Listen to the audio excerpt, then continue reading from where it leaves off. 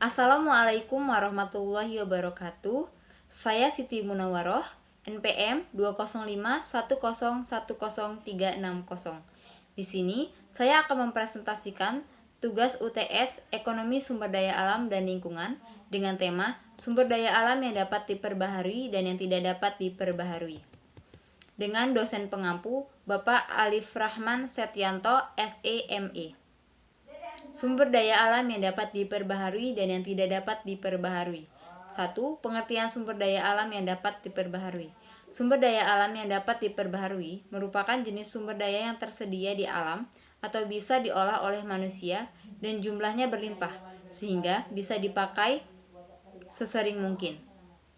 Jenis sumber daya alam ini selalu ada sehingga bisa dikatakan tidak akan pernah habis asalkan tidak dieksploitasi penggunaannya. Sifat sumber daya alam yang dapat diperbaharui selalu tersedia di alam, dapat digunakan terus-menerus dan jumlahnya banyak sehingga bisa digunakan dalam waktu panjang, bahkan dikatakan tidak akan pernah habis. Yang selanjutnya, waktu pembaharuannya relatif singkat, bisa dalam hitungan jam, hari, minggu, atau bulan. Dapat juga dalam waktu tahunan atau puluhan tahun, tergantung jenisnya. Seperti udara, membutuhkan siklus pembaharuan singkat. Yang selanjutnya, dapat dikelola pembaharuannya oleh manusia. Misalkan, untuk tanaman dan hewan, bisa ditanam dan dipelihara. Yang selanjutnya, bisa didapatkan dengan harga murah, bahkan gratis, seperti udara, air laut, air sungai, dan lain sebagainya. Yang selanjutnya yaitu pengertian sumber daya alam yang tidak dapat diperbaharui. Sumber daya alam yang tidak dapat diperbaharui adalah sumber daya alam yang jumlahnya terbatas karena penggunaannya lebih cepat daripada proses pembentukannya. Apabila digunakan terus-menerus, maka sumber daya alam itu akan habis. Yang keempat, sifat sumber daya alam yang tidak dapat diperbaharui. Yang pertama, jumlahnya terbatas dan bisa habis dalam jangka waktu tertentu.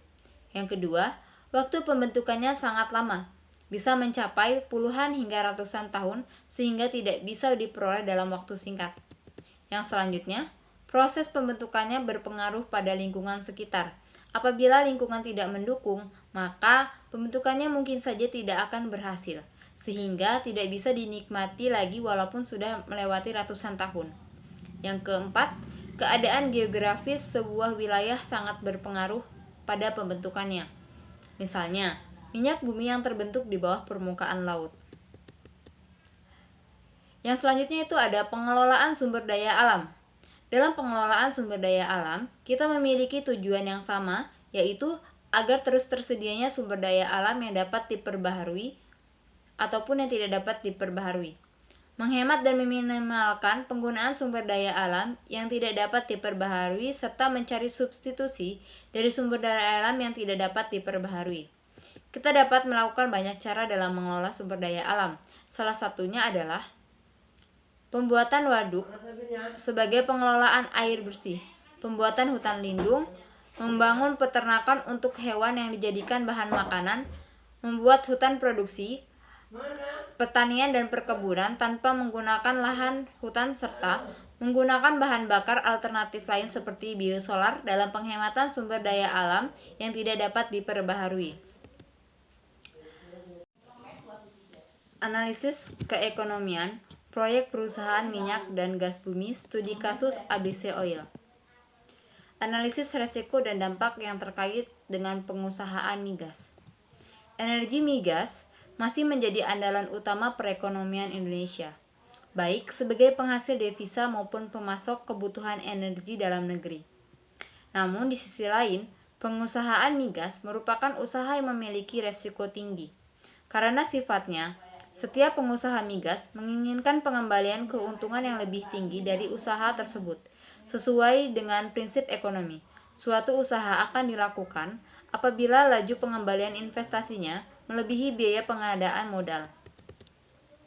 Selanjutnya, dampak positif dari eksplorasi maupun eksploitasi migas adalah meningkatkan devisa negara dan pendapatan asli daerah, serta menampung tenaga kerja. Sedangkan dampak negatif dari kegiatan penambangan dapat dikelompokkan dalam bentuk kerusakan permukaan bumi, ampas buangan, kebisingan, polusi udara, dan menurunnya permukaan bumi. Cukup sekian yang dapat saya sampaikan, kurang lebihnya mohon maaf, dan kepada Allah saya mohon ampun. Saya akhiri, wassalamualaikum warahmatullahi wabarakatuh.